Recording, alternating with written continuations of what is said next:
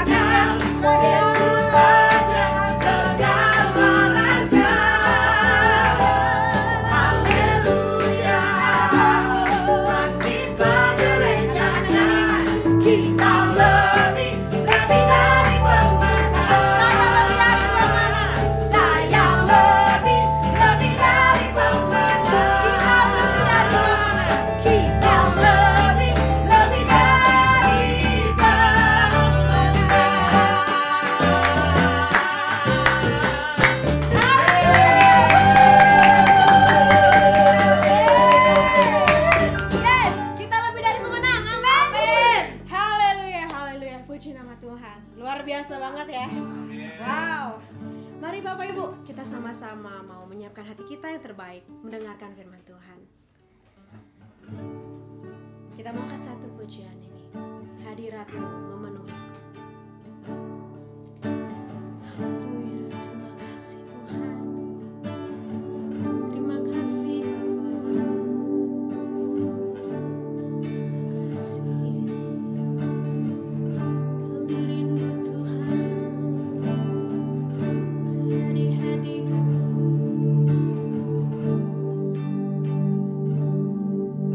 Tuhan hari ini baik, kudus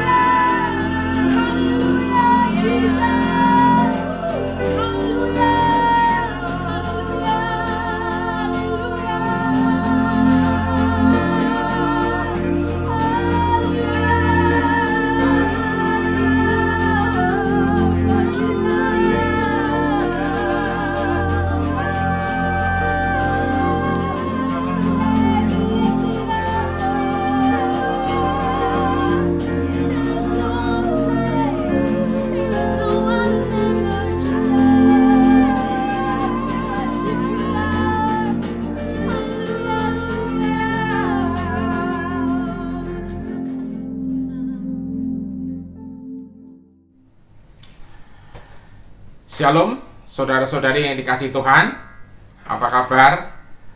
Saya percaya jemaat GPI Living Bread pasti ada di dalam kasih-Nya Tuhan yang kekal dan tidak berkesudahan itu. Pertama, saya ucapkan syukur sama Tuhan untuk kesempatan berbagi lagi di acara kali ini, ibadah kenaikan Isa Al-Masih. Nah, sebelum saya mulai apa yang Tuhan taruh di hati saya untuk jemaat Living Bread, marilah kita berdoa. Bapa yang bersyukur buat kali ini, buat saat-saat ini Tuhan, terima kasih kalau kami terus bisa merasakan kasih-Mu atas anugerah-Mu yang luar biasa itu Tuhan. Kami percaya Tuhan, jemaat-Mu GPI Living Bread bersama Pastor Asaf dan keluarga besarnya, kami percaya Tuhan, anugerah-Mu untuk jemaat-Mu ini Tuhan, itulah anugerah yang luar biasa. Kasih yang tidak berkesudahan, kasih yang tidak bisa diukur betapa panjang, lebar, tinggi, dan dalamnya. Dan kasih yang kekal itu menyertai kami, menyertai anak-anak-Mu Tuhan. Biar roh hikmat dan wahyu turun atas setiap kami untuk kami boleh mengerti rancangan-Mu Tuhan. Datanglah kerajaan-Mu, jadilah kehendak-Mu atas kami semua dan keluarga seperti di surga. Haleluya, amin dan amin. Oke, saudara yang saya kasih Tuhan, saat Pastor Asaf minta saya untuk berbagi, untuk menyampaikan pesan, saya berdoa dan Tuhan naruh satu tema, yaitu apa? The revival begin. Saatnya kebangunan rohani ini dimulai, saudara. Tentang apa? Mari kita lihat bersama-sama. Karena saya percaya hari-hari ini ke depan akan ada kebangunan dalam jiwa saudara untuk semakin semangat, semakin menjadi terang, semakin menjadi garam. Dasarnya dari mana? Kita akan bersama-sama lihat dari Kisah Rasul, Kisah Para Rasul ayat pasal 1. Saya mulai dari ayat 3 sampai ke 5. Saya baca dari versi terjemahan, yaitu The Passion Translation. Ayat 3 saya mulai. Sesudah menderita kayu salib, Yesus menampakkan diri berkali-kali untuk menunjukkan bahwa Dia hidup. Saudara, setelah Yesus menyelesaikan karyanya di salib dan Dia berhasil mengucapkan kalimat pamungkasnya sebelum Dia menyerahkan nyawanya, apa sih? Sudah selesai. It is finished, my bride. Saudara, sudah selesai. Ya, Dia lakukan dengan final, saudara. Kemenangannya gilang gemilang.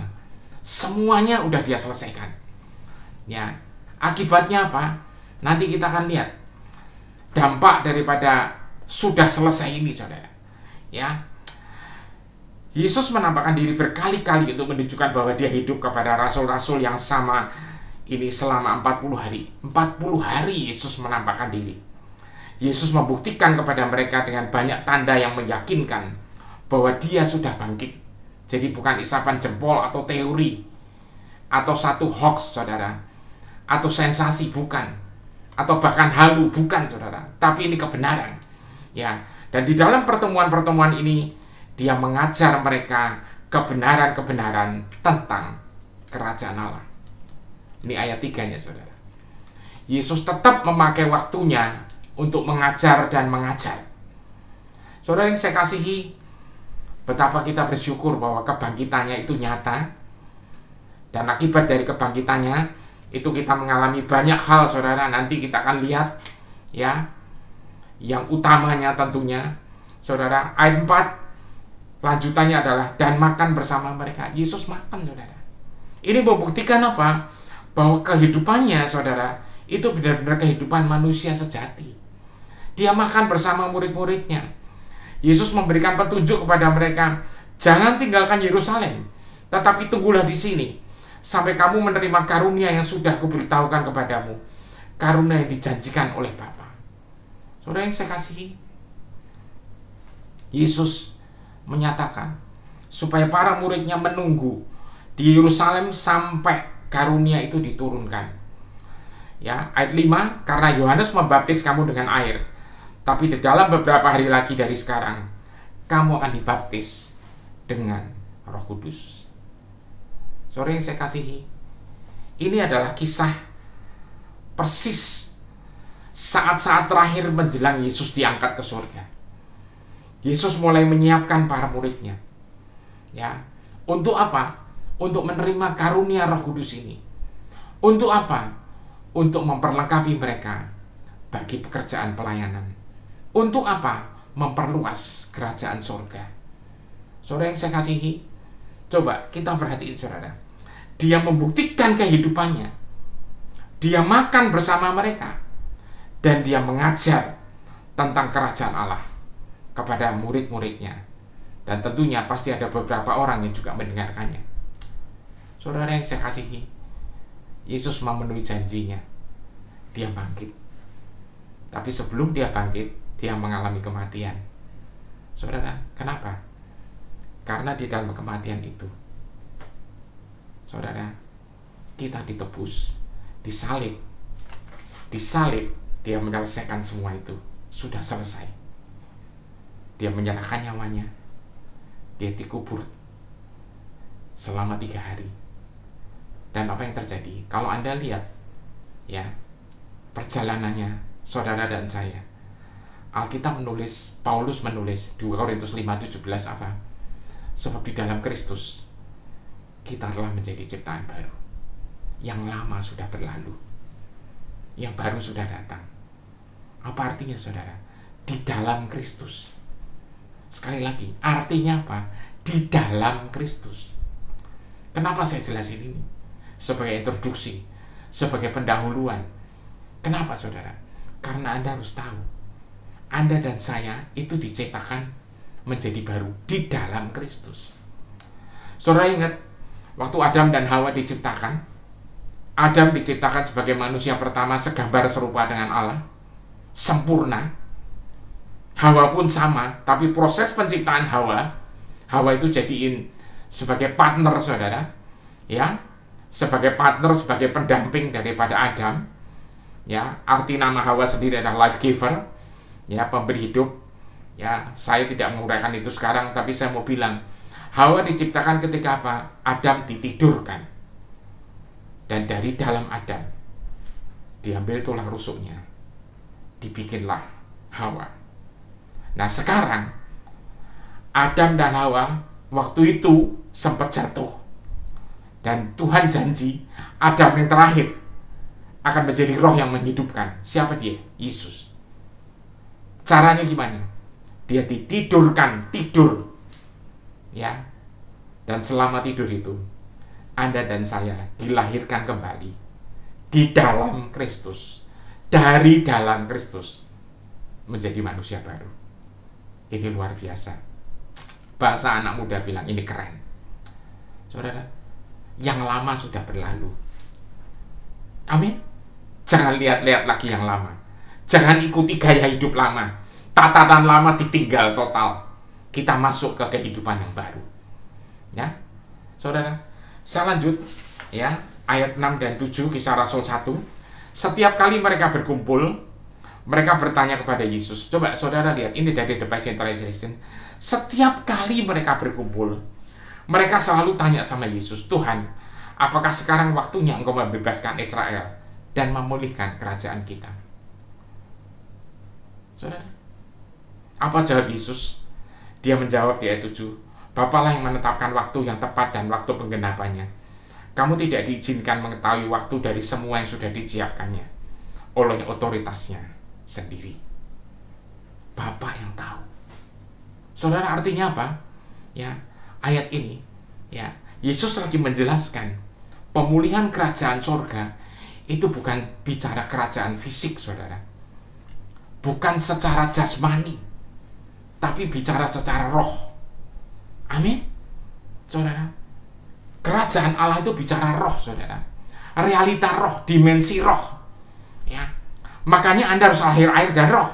Amin. Ya, dari air dan roh. Saudara, saya lanjutkan ya kebenaran ini, saudara. Ya, murid-murid masih bingung terus, saudara. Ya, sudah sekian lama, 3 tahun dia diajar Yesus. Ya, masih ya bahasa orang Jerman bilang nggak mudeng, saudara. nggak ngerti. Ya, ini maunya apa sih? Kapan kerajaan dipulihkan? Ternyata yang dimaksudkan Tuhan Yesus bukan soal kerajaan secara jasmani, tapi kerajaan secara roh. Artinya apa? Surga turun ke bumi. Lewat siapa? Nah ini akan kita bahas. Inilah revival, saudara. Tuhan akan menurunkan surga ke bumi. Lewat siapa? Lewat saudara dan saya. Kita lihat ayat ke-8. Tetapi aku menjanjikan ini kepadamu, Roh Kudus akan datang kepadamu, dan kamu akan dipenuhi dengan kuasa. Perhatiin, saudara.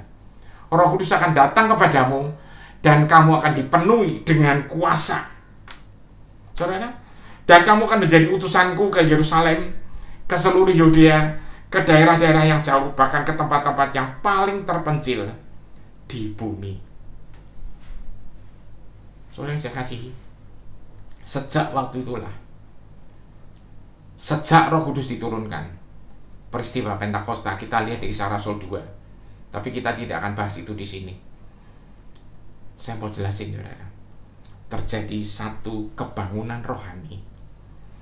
Ya, sampai di dalam Kisah Rasul pasal berapa ditulis, ya, dunia dijungkir balikan, saudara, tatanannya. Sama siapa? Orang-orang yang dipakai Tuhan. Nah, saya percaya perjalanan kebangunan rohani ini terus-menerus, saudara, bergulir. Saudara, Roh Kudus tidak berhenti, jalan terus.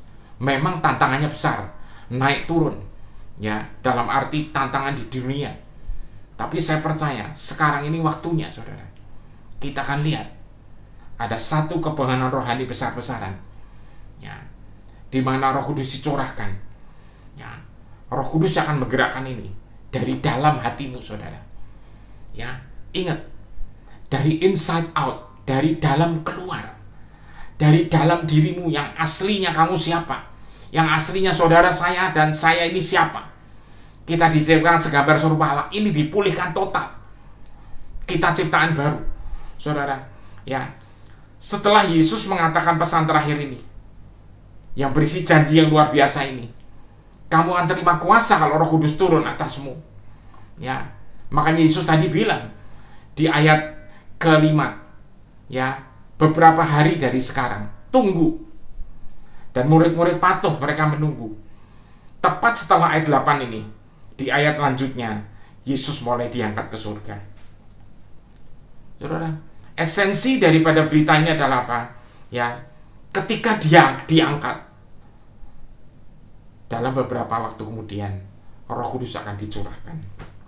Saudara, ini bukan masalah sensasi, ya, tapi masalah esensi. Apa sih kuasa yang saudara dan saya terima? Untuk apa? Untuk menjadi berkat untuk banyak orang. Saudara, pelajari baik-baik, renungkan baik-baik. Saudara, peristiwa kenaikan Isa Al-Masih atau kenaikan Yesus Kristus itu bukan sekedar kenaikan yang kita lihat, wah, luar biasa, saudara. Tapi ada satu hal yang luar biasa, yaitu apa? Bahwasanya Roh Kudus akan dicurahkan setelah itu. Dan yang terjadi, kita akan mengalami satu revival, satu kebangunan rohani yang akan continue terus-menerus. Saudara, saya ajak Anda lihat, ya, dari kitab yang ditulis oleh surat oleh Rasul Paulus dalam Efesus 2 pasal kedua ayat ke-6. Saya ambil lagi dari terjemahan The Passion. Dia sudah membangkitkan kita bersama dengan Kristus. Perhatiin, ketika Anda dan saya percaya Dia, kita juga ikut dibangkitkan. Amin. Saya tidak bilang ini kebangkitan dari mati, kita belum itu, saudara.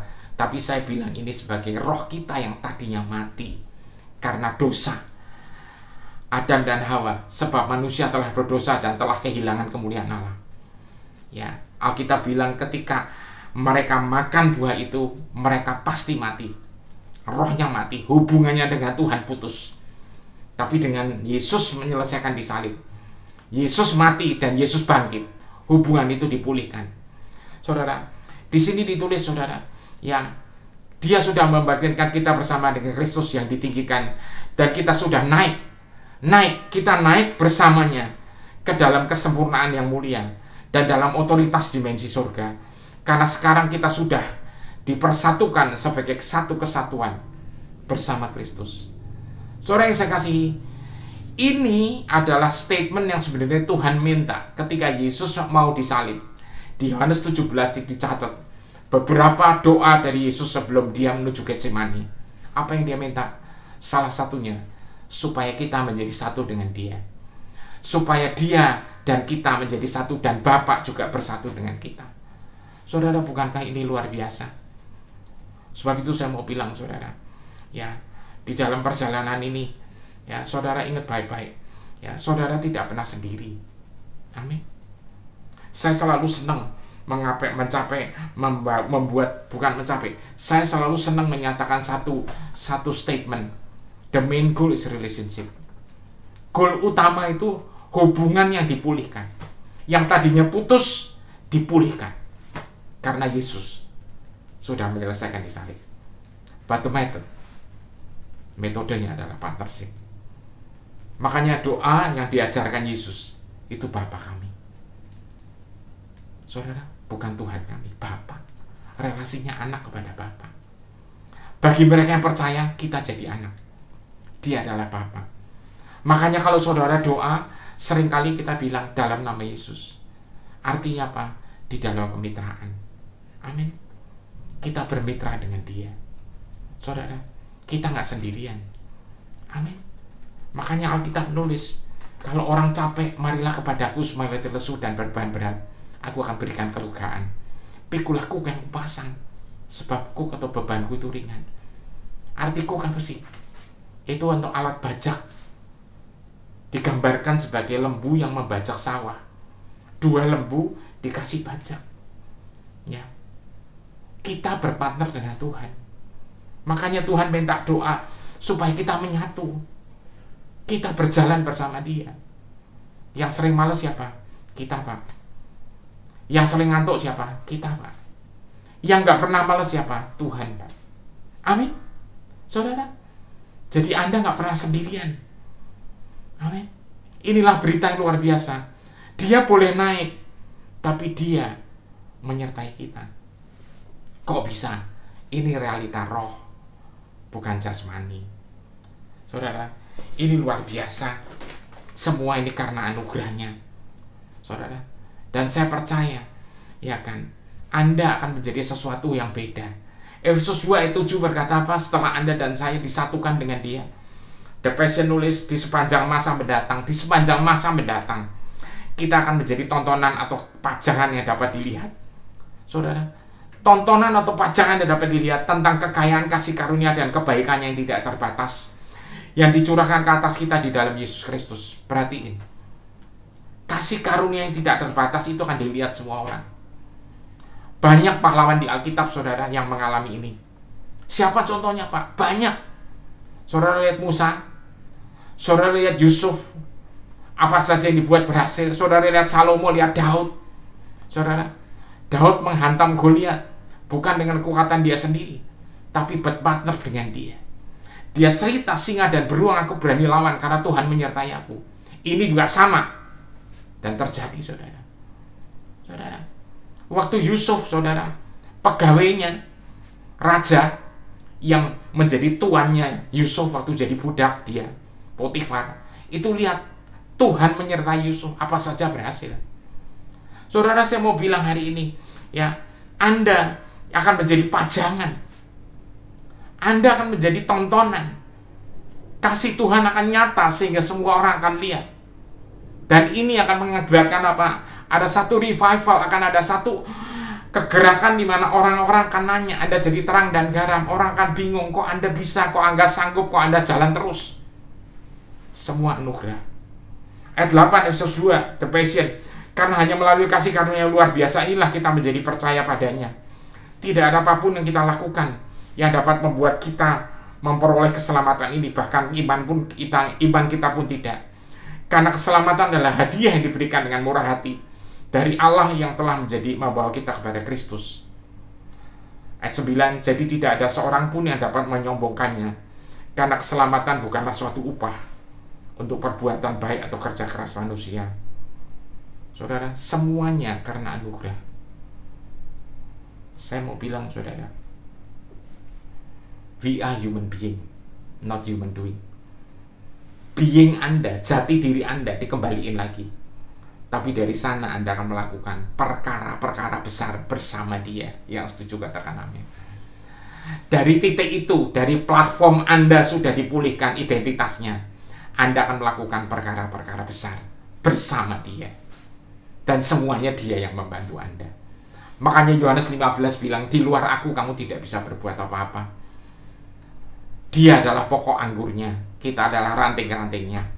Ranting tidak mungkin berbuah sendiri, harus melekat. Yang setuju katakan amin.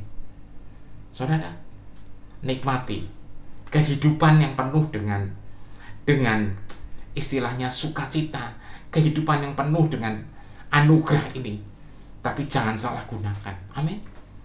Saudara, jangan keluar dari kasih-Nya.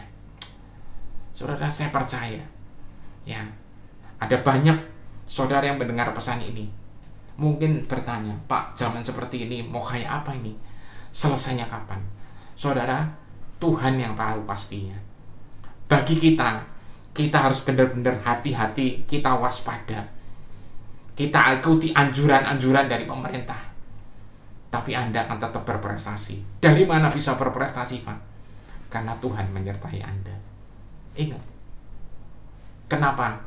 Karena kreativitas yang Tuhan berikan itu asli dari surga.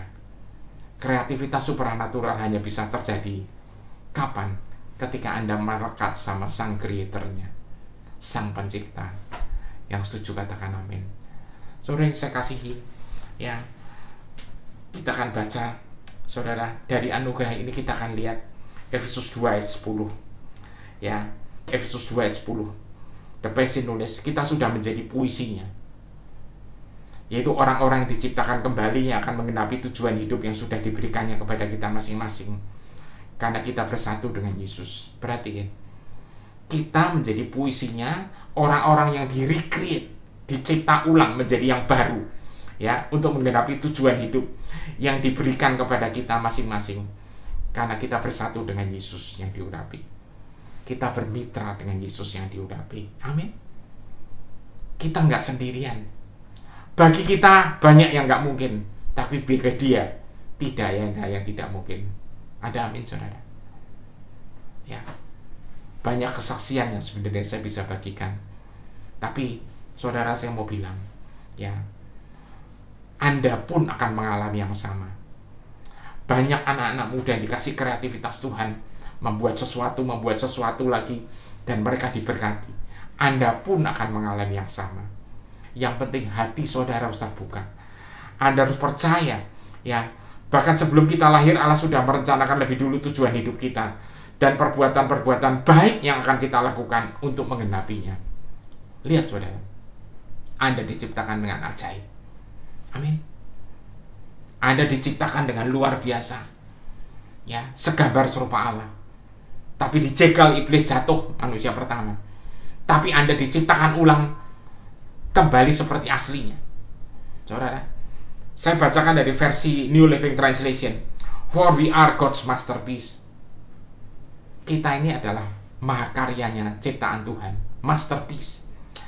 He has created us new in Christ. Dia telah menciptakan kita baru in Christ, di dalam Kristus Yesus. Sehingga kita bisa melakukan, so we can do good things He planned for us long ago. Sehingga kita bisa melakukan segala perbuatan-perbuatan baik yang Dia sudah rencanakan dari zaman dulu kala. Saudara yang saya kasihi, apa sih arti masterpiece, mahakarya? Kita sering mendengar ada lukisan yang sangat terkenal yang menjadi masterpiece, lukisan Mona Lisa. Orang lihatnya berdecak kagum, saudara. Tapi yang lebih dikagumi siapa? Halo, pelukisnya, Leonardo da Vinci. Saudara yang saya kasihi, orang akan lihat Anda, lihat kalian semua ini, orang akan berdecak kagum. Ini luar biasa. Siapa yang ngajarin mereka? Dan Anda akan dengan sukacita bilang, sono, Bapakku yang baik. Amin. Saudara, orang akan mengagumi Bapa, mengagumi Tuhan Yesus yang menebus Anda. Orang akan mengagumi Roh Kudus yang mengajari Anda banyak hal. Karena apa? Anda dan saya itu mahakaryanya, ciptaannya. Disinilah Anda dan saya akan menjadi terang dan garam. Alkitab menulis kalau garam tidak menjadi asin lagi, tidak bisa bikin asin, itu akan dibuang dan diinjak-injak orang. Tapi di sini Anda tidak. Anda menjadi garam yang benar-benar menggarami. Anda menjadi terang yang benar-benar menerangi, sehingga kegelapan akan sirna. Dan dari sini kita akan lihat semuanya dilakukan bukan dengan kuat gagah sendiri, tapi bermitra bersama Kristus. Yang setuju katakan amin. Sekali lagi, Yesus boleh naik ke surga karena Tuhan janji menyiapkan tempat buat kita. Tapi Roh Kudusnya disertakan sama kita. Saudara, untuk apa? Untuk menurunkan segala yang harus terjadi di bumi seperti di surga. Yang setuju katakan amin. Buka hatimu, saya akan doakan Anda semua. Bapa, saat ini hamba selesai berbicara Tuhan, tapi hamba-Mu tahu Tuhan, Roh-Mu yang kudus akan terus berbicara kepada setiap kami Tuhan, setiap anak-anak-Mu. Hamba-Mu berdoa buat Pastor Asaf dan keluarga.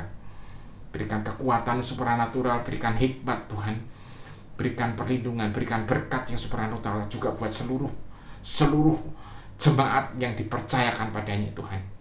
Kami percaya Tuhan, Kau akan terus membawa keluarga besar mereka ini Tuhan, untuk benar-benar membawa jemaat-Mu, untuk mengenal dan mengalami Engkau, untuk membawa anak-anak-Mu Tuhan, menyembah Engkau, menyembah di dalam roh dan kebenaran. Bukan soal tempat Tuhan, tapi soal hati, menyembah karena cinta, bukan karena harus. Dan hamba-Mu percaya Tuhan, penyertaan-Mu atas seluruh jemaat akan luar biasa. Hikmat semua yang ada di surga akan Kau curahkan sesuai dengan firman-Mu Tuhan, Efesus 1 ayat 3. Sebab semua yang ada di surga itu sudah dicurahkan buat kita. Datanglah kerajaan-Mu sekali lagi Tuhan, dan jadilah kehendak-Mu atas kami, keluarga kami, atas bahkan negeri kami, atas seluruh bumi, seperti yang di surga. Haleluya, amin. Tuhan memberkati.